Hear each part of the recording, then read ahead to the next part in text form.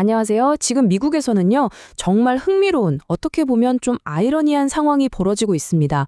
한쪽에선 한국의 엄청난 자본이 미국으로 쏟아져 들어가고 있는데, 다른 한쪽에선 그 돈을 제대로 굴릴 핵심 인재들을 막는 보이지 않는 벽이 점점 더 높아지고 있거든요.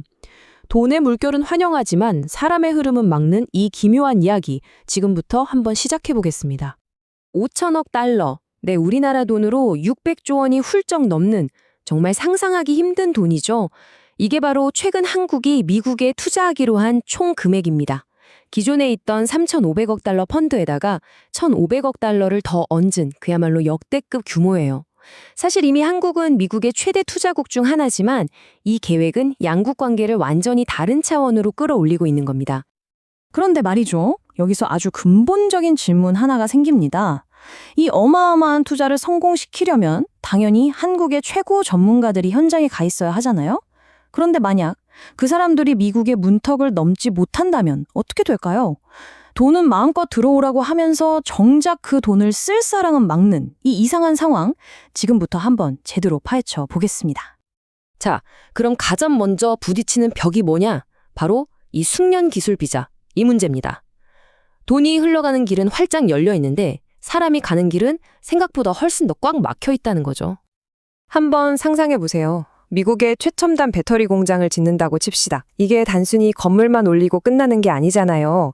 우리 회사가 가진 핵심 기술을 지키고 또 생산 라인을 완벽하게 세팅하려면 한국 본사의 최고 엔지니어들, 관리자들이 반드시 현장에 가 있어야 합니다. 그런데 이 사람들을 합법적으로 미국에 보내는 것, 바로 그 첫 단추부터가 거대한 장벽에 가로막히고 있는 겁니다. 이 그래프를 보시면 현실이 아주 적나라하게 드러납니다. 전문직 인력에게 가장 중요한 비자인 H-1B 비자 승인 비율인데요. 인도가 전체의 71%를 휩쓸고 중국이 11.7%를 가져가는 동안 한국은 고작 1%입니다. 네, 1%. 이 압도적인 불균형이 지금 한국 기업들이 겪는 어려움의 구조적인 원인을 그대로 보여주고 있는 거죠. 그러니까 구체적인 숫자로 보면 이렇습니다. 매년 전 세계를 대상으로 풀리는 H-1B 비자 총량은 8만 5천 개로 딱 정해져 있어요. 그런데 이 중에서 한국 국적자에게 돌아가는 몫은 평균적으로 2천 개 남짓에 불과합니다. 전 세계에 내로라 하는 인재들과 뺑뺑이 추첨 경쟁을 벌여서 살아남아야 하는 그야말로 바늘구멍인 셈이죠. H1 비자만 어려운 게 아닙니다. E2 투자 비자처럼 다른 길도 상황은 마찬가지로 나빠지고 있어요. 실제로 주한 미국 대사관에서 발급한 E2 비자 건수를 보면요. 작년 상반기에는 3,177건이었는데 올해 같은 기간에는 2,019건으로 무려 36.5%나 급감했습니다. 이건 그냥 업무가 좀 밀렸다 이런 수준이 아니라 정책 기조 자체가 아주 깐깐해지고 있다는 명백한 시그널인 거죠.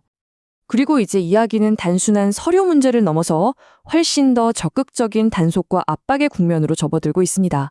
이건 그냥 병목 현상이 아니라 의도적으로 문을 더 좁게 만들고 있는 겁니다. 요즘 미국 이민국이 쓰는 방법들을 보면요. 정말 혀를 내두를 정도입니다.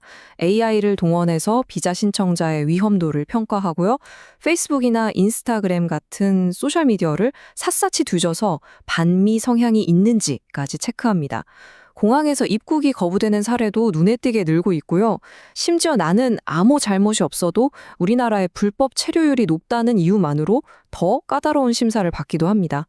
말 그대로 촘촘한 그물망으로 압박의 수위를 높이고 있는 거죠. 그리고 이런 험악한 분위기는 결국 현실에서 터지고야 말았습니다. 지난 9월 4일 연방 요원들이 조지아주에 있는 한국 기업의 배터리 공장을 급습하는 그야말로 영화 같은 일이 벌어졌습니다. 이 급습 작전 한 번으로 체포된 인원이 무려 475명. 이건 미국 역사상 단일 사업장 단속으로는 손에 꼽힐 만한 엄청난 규모였습니다. 근데 더 놀라운 건요. 체포된 475명 중에 300명 이상이 한국 국적자였다는 사실입니다. 이분들 대부분은 정식 취업 비자를 받지 못해서 우리가 흔히 아는 단기 출장용 전자여행 허가 ESTA로 입국해서 공장 일을 돕고 있었던 거죠. 결국 합법적으로 들어올 문이 너무 좁으니까 이런 위험한 줄타기를 할 수밖에 없었던 겁니다. 자, 상황이 이렇게 신박해지니까 워싱턴에서도 당연히 이건 뭔가 잘못됐다, 해결해야 한다는 목소리가 나오기 시작합니다. 과연 어떤 해법이 논의되고 있을까요?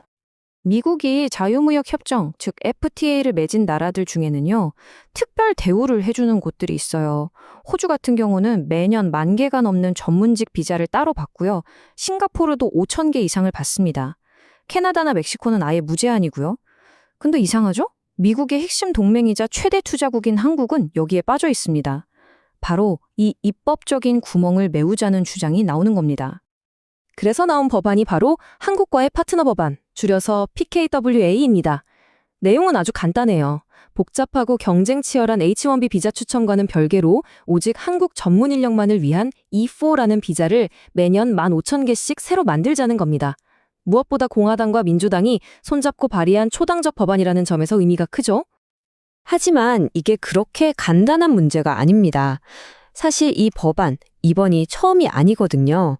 지난 10여 년 동안 비슷한 내용의 법안이 무려 6번이나 의회에 올라갔지만 번번이 통과되지 못하고 폐기됐습니다. 그만큼 실패의 역사가 긴, 어떻게 보면 좀 짠한 법안인 셈이죠. 바로 이 지점 때문에 앞으로의 길이 더 불확실해 보이는 겁니다. 좋은 해결책인 건 알겠는데 과연 이번에는 과거의 실패를 딛고 통과될 수 있을까? 이 복잡한 정치 상황 속에서 법안의 운명은 어떻게 될까요? 안타깝게도 7번째 도전인 지금도 상황은 비슷합니다. 이 법안은 현재 하원 법사위원회라는 문턱에 딱 걸려서 더 나아가지 못하고 있습니다. 이번에도 통과될지 아니면 또다시 역사의 뒤안길로 사라질지 누구도 장담할 수 없는 그야말로 안개 속 국면입니다. 그런데 이 꽉 막힌 교착 상태에 정말 예상치 못한 변수가 하나 등장합니다. 바로 도널드 트럼프 전 대통령이 이 문제에 대해 직접 입을 연 거죠. 그가 소셜미디어에 이렇게 썼습니다. 한국의 투자는 환영한다. 똑똑한 인재들을 합법적으로 그리고 신속하게 데려올 수 있도록 돕겠다. 물론 대신 미국인을 고용하고 훈련시켜라는 조건을 달긴 했지만 이 발언 하나가 논쟁의 판 자체를 흔들 수 있는 아주 중요한 변수가 된 겁니다. 자, 결국 처음의 질문으로 다시 돌아오게 되네요. 한국의 대미 투자는 앞으로도 계속 어쩌면 더 폭발적으로 늘어날 겁니다. 과연 미국의 이민 정책이 이 거대한 투자의 속도를 따라잡을 수 있을까요? 아니면 첨단 기술과 막대한 자본으로 그리고 있는 미국 제조업의 부활이라는 원대한 꿈이 결국 이 비자라는 작은 문턱 앞에서 발목 잡히게 될까요? 그 답은 아마도 앞으로 몇 달 안에 결정될 것 같습니다.